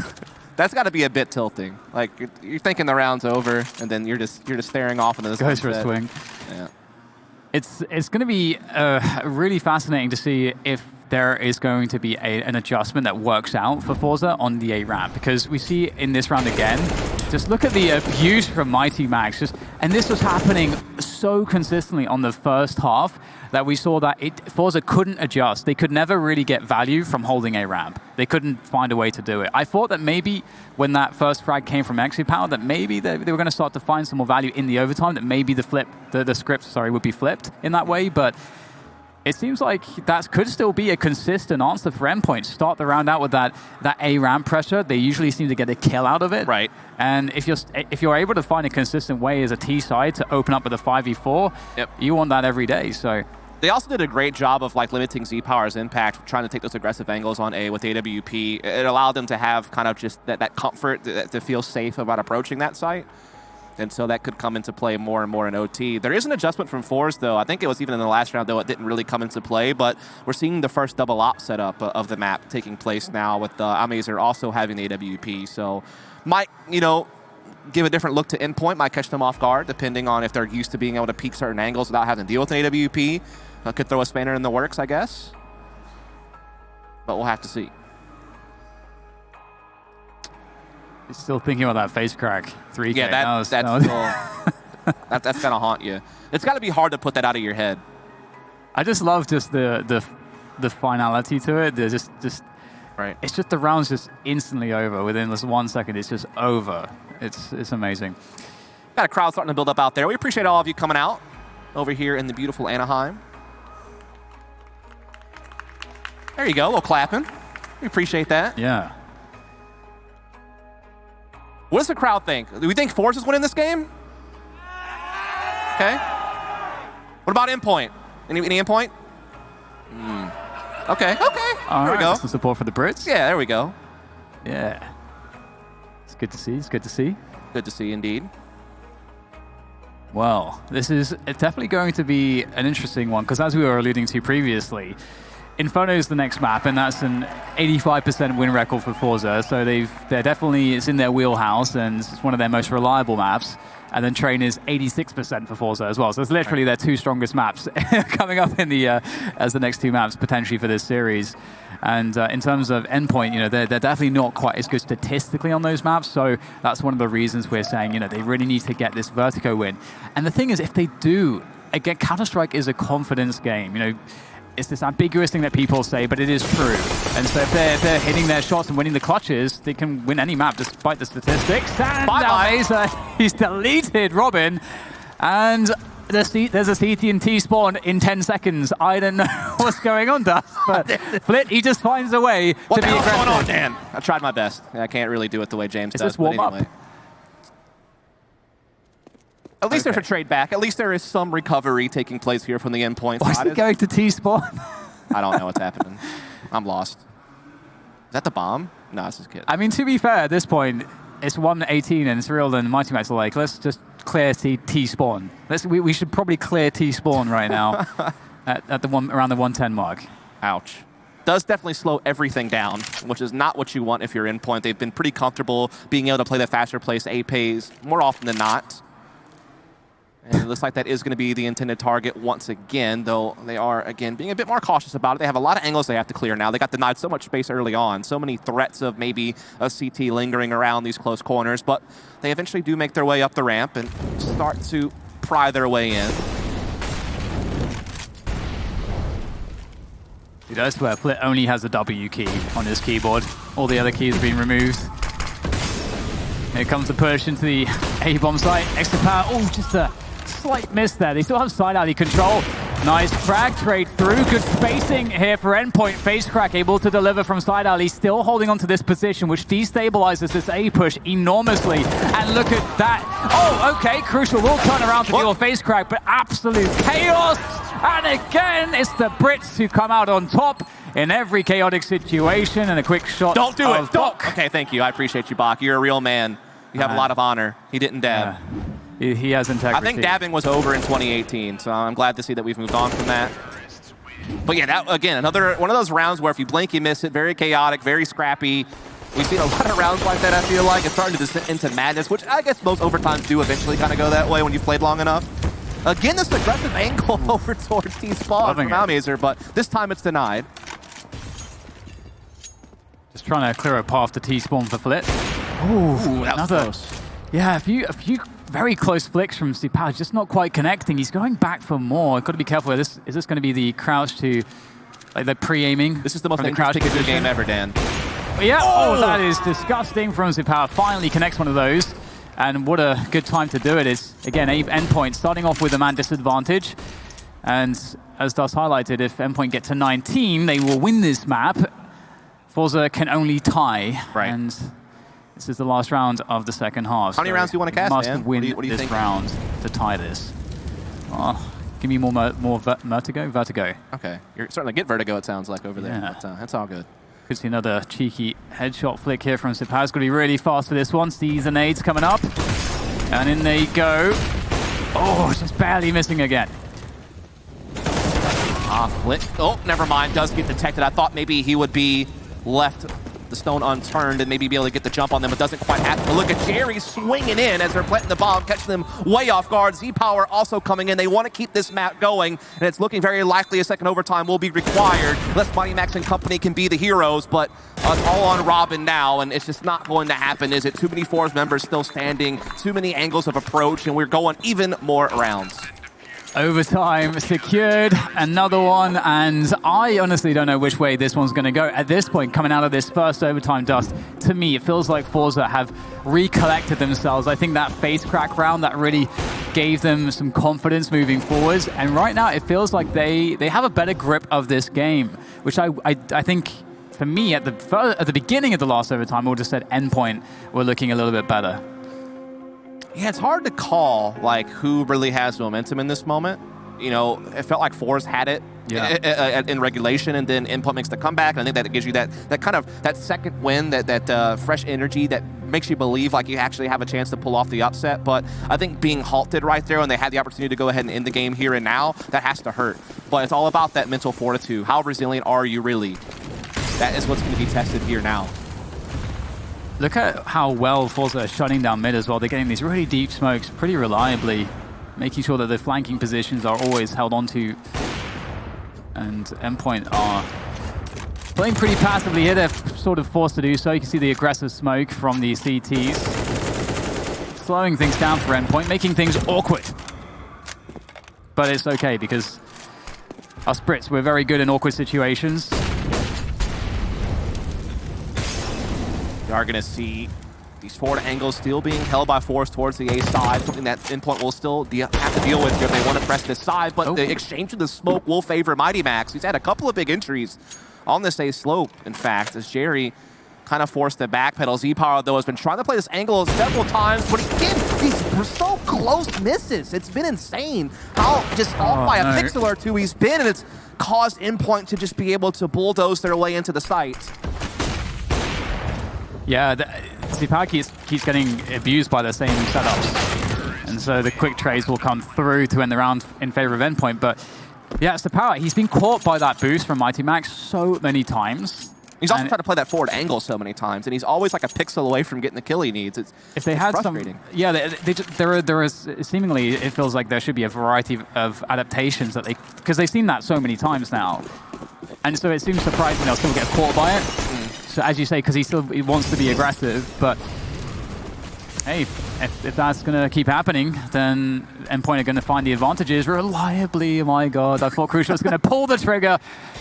I think everyone's on edge at this point, man. It's been a wild game, and Thomas adds on to the madness with that one, finding Z-Power between the eyes with that SG. Surreal, again, no surprise to see him here. He's been often kind of being that one, anchor point of pressure towards the B side, but Almazer is going to clear that off, get it back to even. But that A ramp approach is starting to come in here, and it's usually been successful. FaceCrack's had a couple of good looks at it, though. Can he do it again? Yeah, he's still got that crucial position at the side alley, and you can see Thomas is trying to get some position here to entry from the A ramp, and that's what it's going to have to come down to at this point. There's lots of time, but they've got to find those positions, and the CTs have very good positions on the bomb site now. There's not too much left in utility game, and they're going to have to hard clear this side alley position. Flit, they don't expect him there. The trades come through, and now it's just down to Crucial. He's got the time, but these CTs are here. They know where he is, and he can't really afford to plant the bomb because they can gain positions. So he has to try to find a frag first. He's looking for it. That unscoped AWP, he's going to have to make a pretty crazy shot to make this work. There's the fake. Trying to draw CT out. They're just harassing him now. There's nothing he can do. Almazer finds it with the wall bang. And another close round, but it will go the way of forZe. Yeah, it's like watching an MMA fight where it's two strikers who just like to exchange blows, all the time. And you're just seeing it go the distance. Every single round is just a scrap.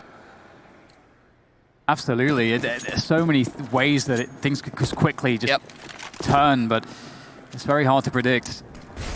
It's been such a chaotic map to follow is really just the best way to put it. It's so hard to keep up, it seems, but we're seeing another different look here. Flit, this time aggressing on the stairwell.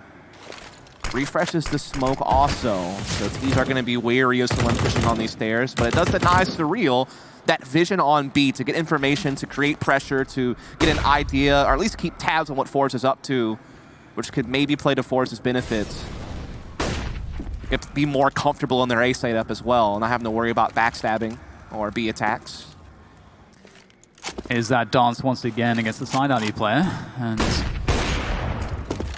smashed away the power, and now look at the spam coming through. They know exactly where they're standing. It's quite dangerous to be here still.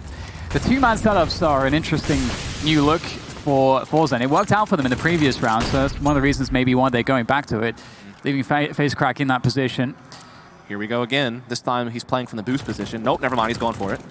Will it work this time? We've seen this game played many times, but indeed he decides to back off to the site instead. And actually they'll just try to pressure sidewalk together, but Thomas is unleashing right now with that SG. Robin pitching it as well. 4-on-1 is what's on the cards. It's all on Almazer now. They're trying to reel this one back in, but it seems like it's been taken too far. Yeah, it certainly is a very difficult clutch with an AWP. Endpoint really just repeatedly finding that success towards a forZe don't seem to know how to stop it. And there you go, 20-19 Endpoint. Only conceding one round on the second overtime, or the first half of the second overtime. Will they be able to close it out this time? It feels like they have the overall advantage on Vertigo against forZe, but they've got to close. It's one thing coming close to us, but ABC, always be closing. I like that. Okay. Forget what movie that's from, but I appreciate it. As again, the race is to number 22. That is what we're looking for here in the second overtime. A 21-21 means a third OT. Again, it is MR316K, so plenty of money in play each and every round. Endpoint with the advantage going into the second half. Will Flit have success with the mid pressure? I mean, it's been on and off. Like, sometimes he's able to pressure mid really well, basically win his team the round, or at least give them a heavy advantage. Or then he overextends and dies and gives it over to Endpoint. So it's a very binary on what Flit's been able to accomplish over there, but we'll see how it plays out this round. Yeah, he's definitely quite the X factor in how unpredictable his aggressions can be. He just does some really crazy stuff, and that can be a huge asset in situations like this, but the creep is present for forZe as they make their way up the A ramp. Behind the top, Mighty Max is looking to see if he can keep tabs on the situation, but so far actually forZe not too visible. They don't know, Endpoint don't know how many players are there. Nice reaction from Power. Right gun for that job. The quick peek for Thomas does not work out for him, but he gets a little bit of information, but he only saw one player. It didn't give him much intel, and he lost his life, so it's not the greatest of exchanges. Jerry here still pressuring towards B. Actually is the bomb carrier. I believe the bomb is actually at least nearby him, so still not really sure what forZe to do. They're doing a great job pressuring both sides of the map. This kind of split push type of technique is definitely keeping Endpoint guessing. It is making the most of the advantage. Flit has been able to get some forward positioning in his own right over towards middle as well, so they have so much control of the map. It's going to be so hard for Endpoint to fight back. They're really not going to be able to rotate. It's all on Surreal. He is so isolated at B. There's no support system in place. It's going to be so tough, and there it is. Flit cutting off rotates already. Surreal still standing on the B side, but again, he's all by his lonesome. Doesn't last for very long, and it seems like this is forZe's round. Yeah, it's looking like they've really finished this one off nicely. Flit looking for the aggressions, as always, but he'll get taken out. Money Max here, just about getting some kills, having some fun. At this point, it's not too much he can do. The trade has been set up quite nicely, and indeed the close of the round. Okay, so it's really just kind of going blow for blow here. Like you said, it's just, you know, it's like a Rocky movie at the moment. Yeah. Each team giving the beats just on cue. And right now it's once again, you know, forZe are looking like they're looking quite good. Yeah. But is this where it turns around again? They're like a boa constrictor that last round. They're so good at clamping down on key areas of the map and just really isolating one particular player and dealing with him and unlocking the bomb site off the back of it and getting another round and tying us back up.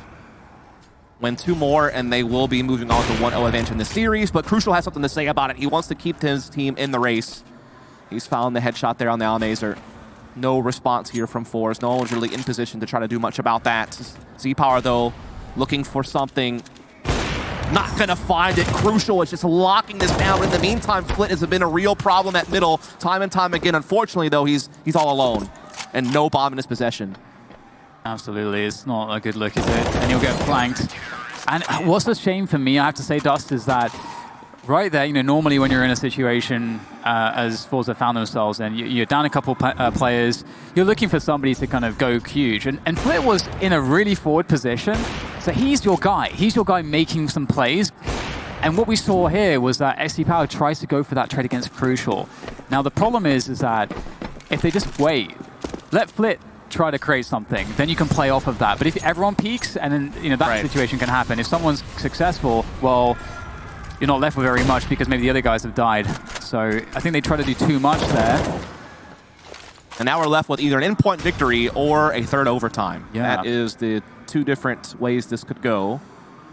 And forZe looking to maybe attack B really early this time around. Everyone seems to be gathered here for the most part. Again, they still do have that mid presence from Flit, as is expected.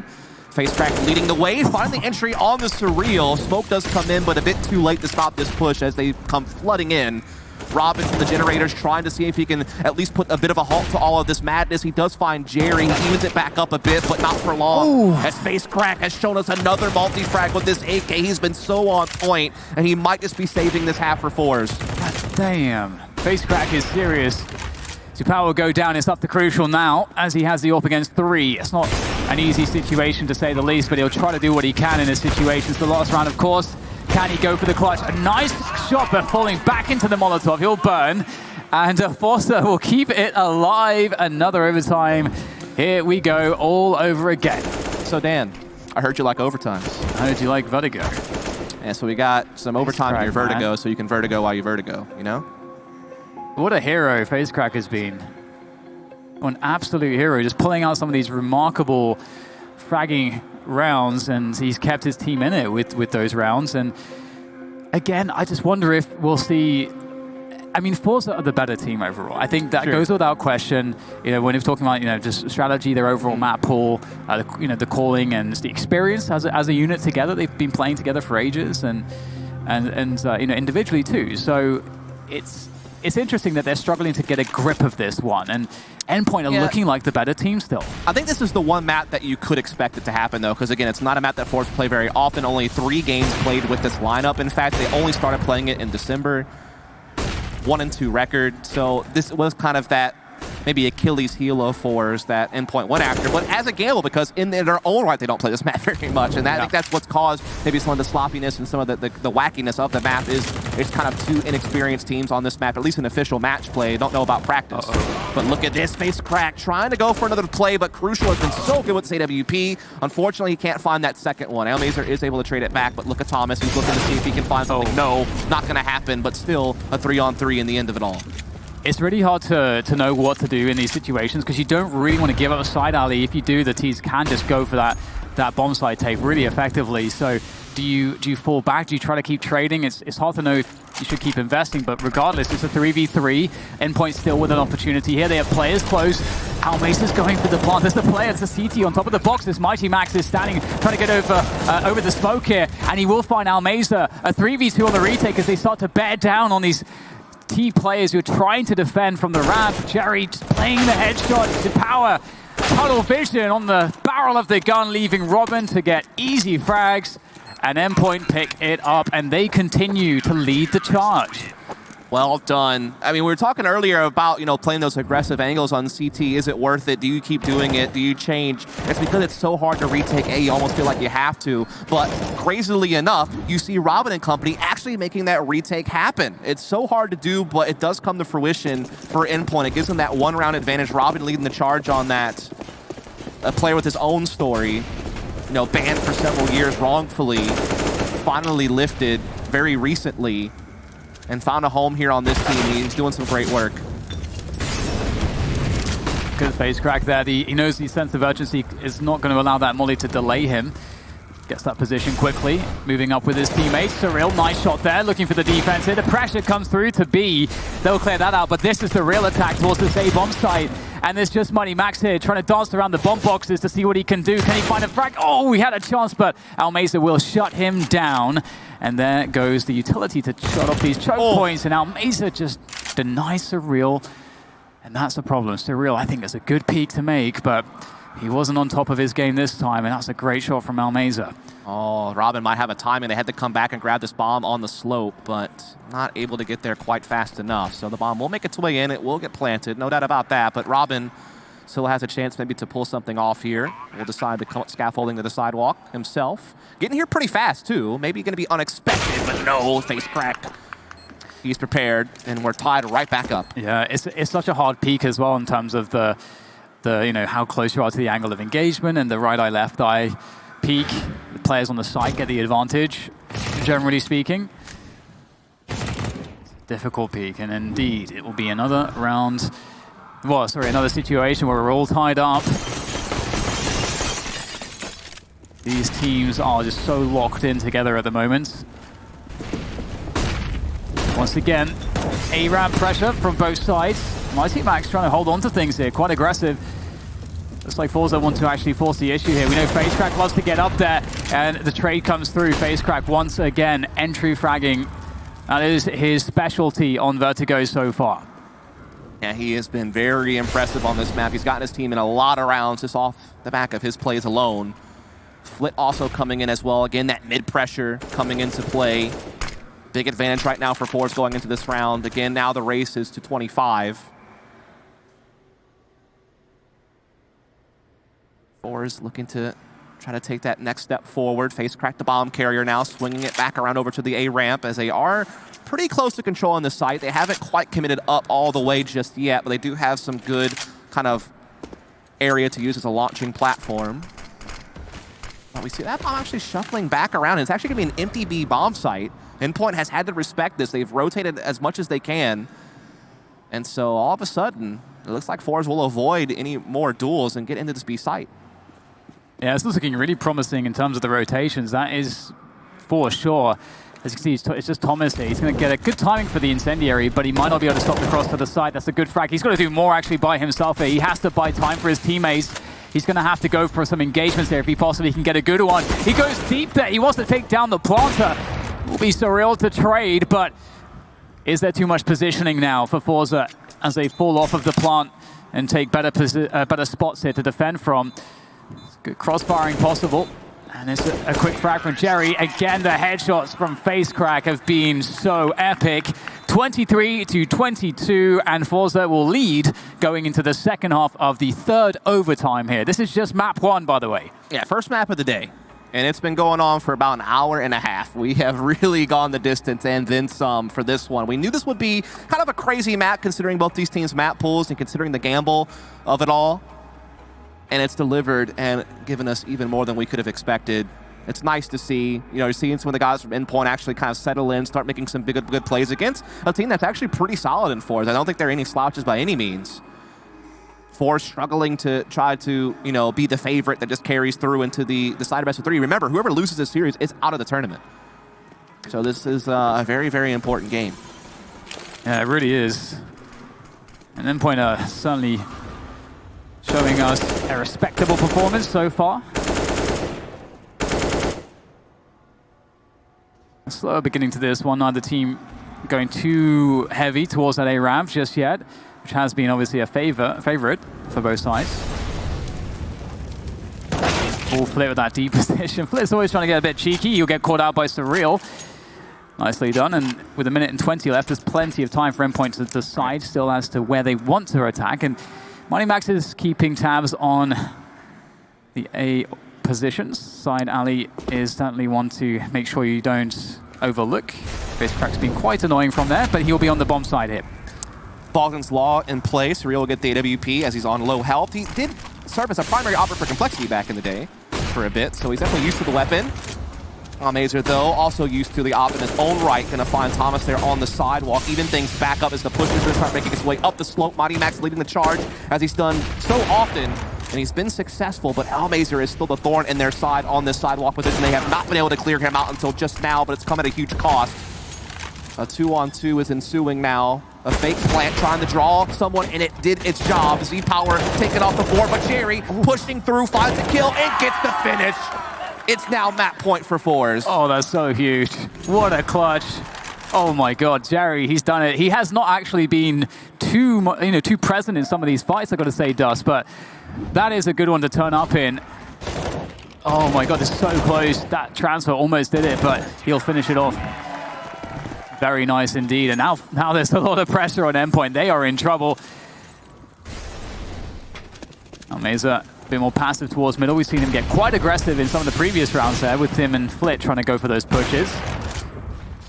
Endpoint going back to basics, back to what has been working. Some of this pressure to all but Z-Power. He's appeared on side alley. He doesn't get the pick though. At least it doesn't come at a cost, right? No harm, no foul. Able to back away, still has 100 HP.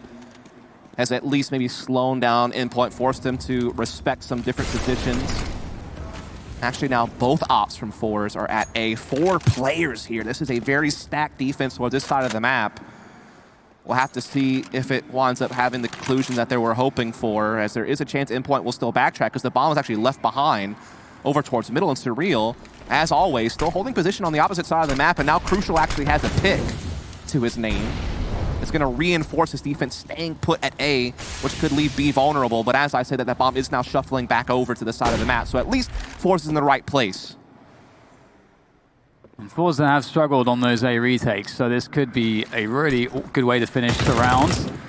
Try to secure it. forZe, Almazer's boosted up. He's looking for that pick as they move up the A ramp. Oh no, it's a leg shot and he gets traded. That is heartbreaking for him, but maybe his teammates can somehow salvage this situation. If they can get a cheeky kill through the smoke, that would help.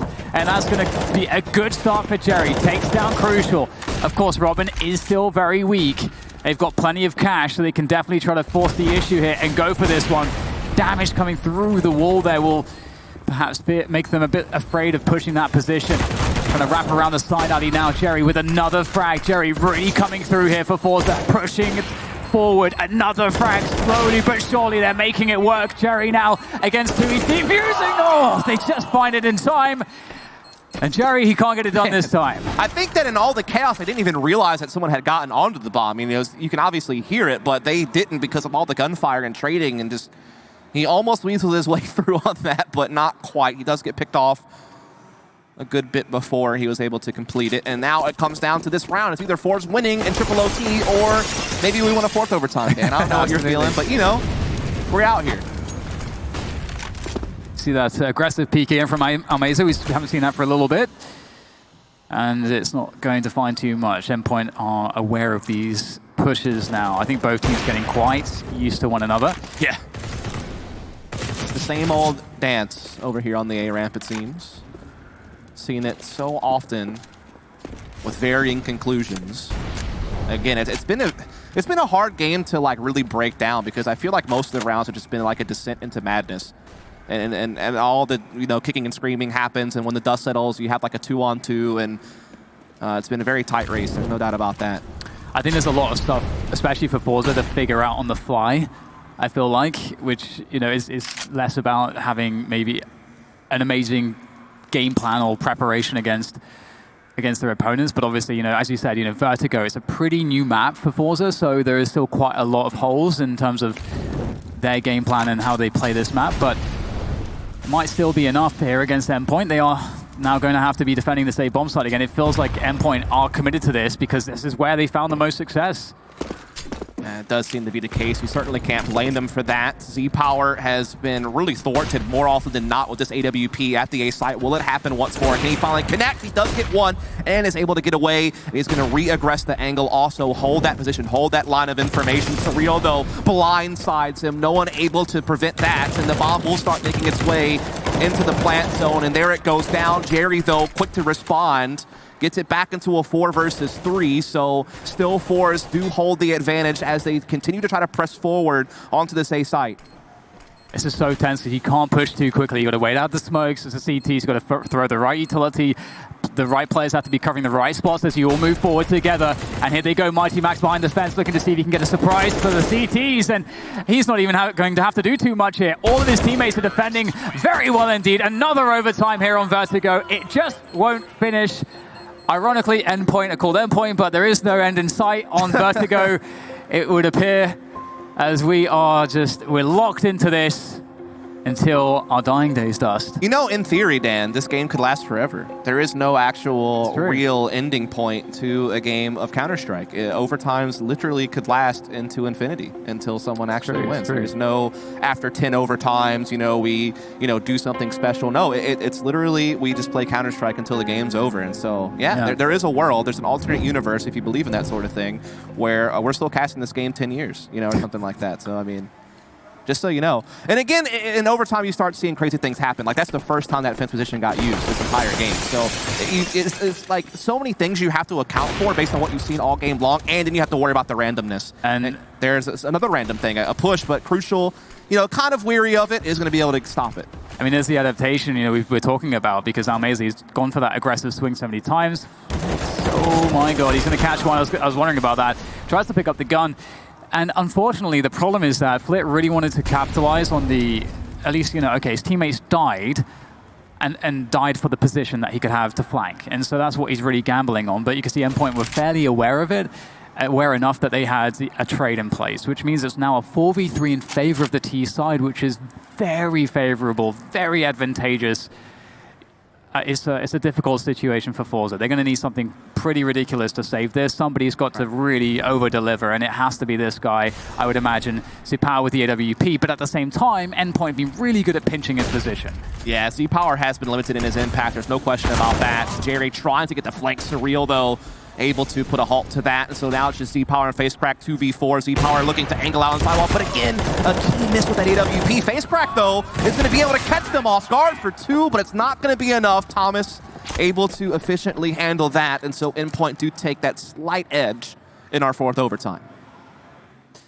Wow. FaceCrack, if he's on your fantasy team on HLTV, I hope you have the multi-frag booster on him. He's getting a lot of multi-kills. Yep. No doubt about that. Good on those spray downs. He is on 40 kills, so some might say he's cracking some faces then. He is, and so is Thomas, also on 40 kills. Yep. So Power going for that aggressive play, just spotting ahead just for a moment, just for a split second. And once again, get the familiar story on the A ramp. The battle rages on. Both teams wanting to keep the pressure up here. It's like the Bermuda Storm, just non-stop violence on this A ramp. And one thing you want to do here as well is you want to over-invest one side into a overuse of utility. Ooh, okay, well, it's going to be Thomas creeping up there, finds 2 kills, gets ahead of the flashbang, and annihilates FaceCrack and Jerry, just not ready, not set up in time for that push. Great flick, though, to deny Thomas. Maybe Z-Power can still stop this push. Maybe they have to rethink this Endpoint. They've got time, and they still have an advantage. They don't have to force this. I guess the solution was to give Z-Power even more difficult shots to hit, because he hit a nasty flick there. But now he's having to hold this angle. He doesn't get away, gets blinded. Almazy now missing a key shot as well. Robin with a couple of big entries.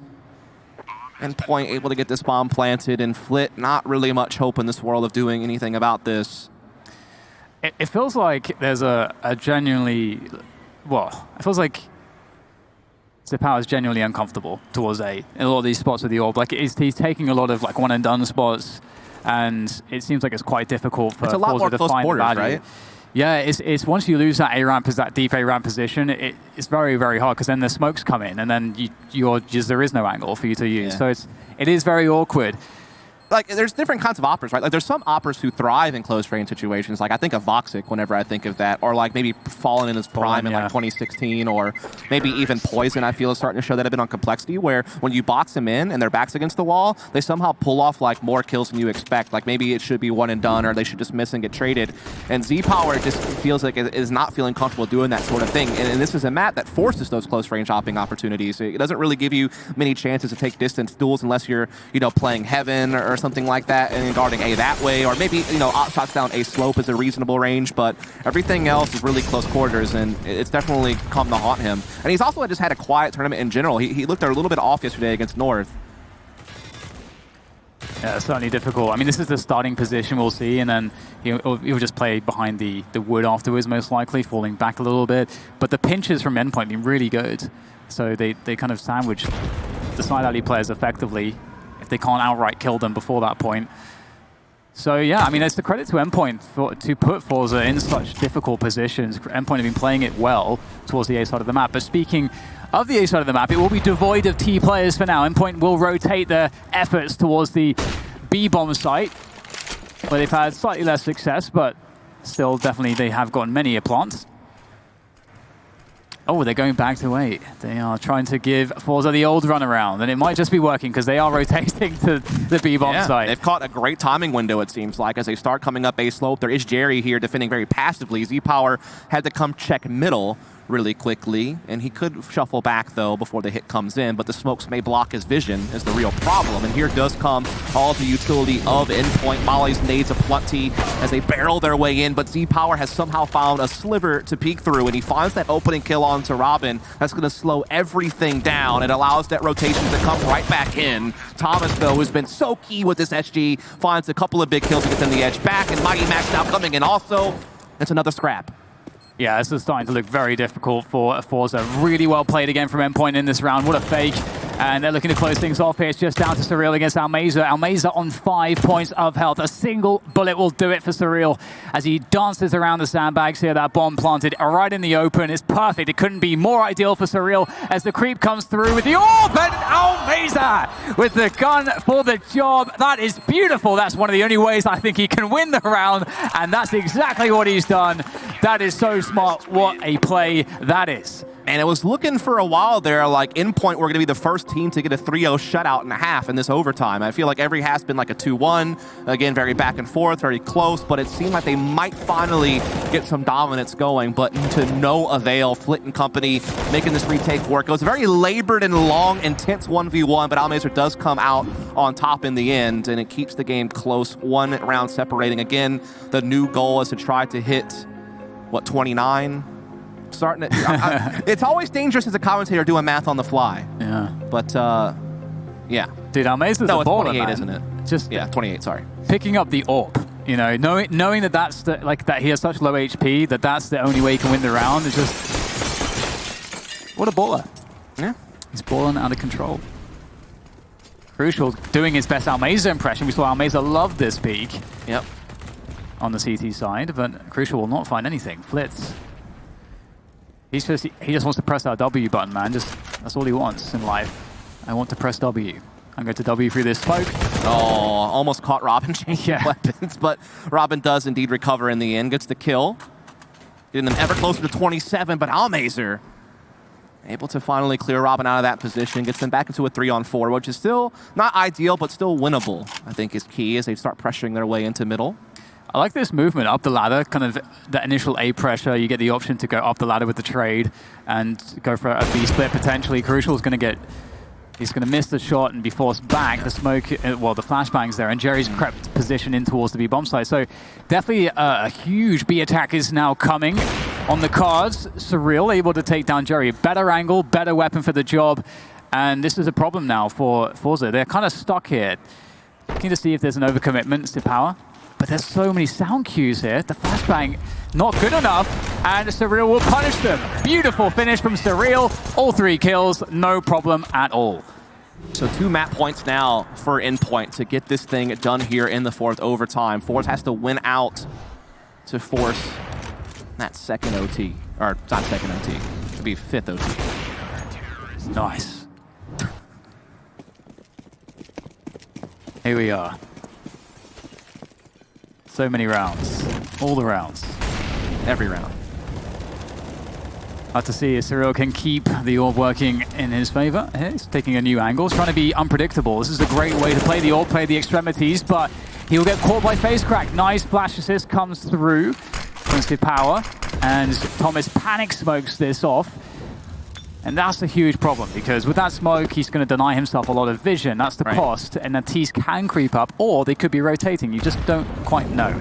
Does at least slow them down a bit, though. And actually, Thomas has never really played this close angle before, so that maybe that's going to catch forZe off guard.